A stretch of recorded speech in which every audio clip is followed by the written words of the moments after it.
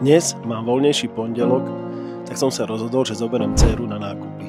Ale aj keď mám voľný deň, robím stále niečo aj pre Maxbau. Odovzdal som ďalší dom v novej tehelni. Najväčšiu radosť mám, keď vidím spokojného klienta.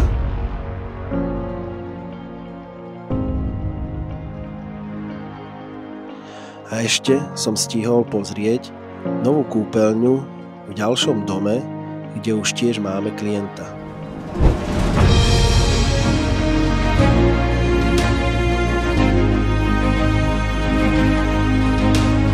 Išiel som si zabehať do Lužianok, aby hlava aj telo zostali v tempe. A na záver len vytúžené nákupy. Spokojní rodičia, spokojné deti.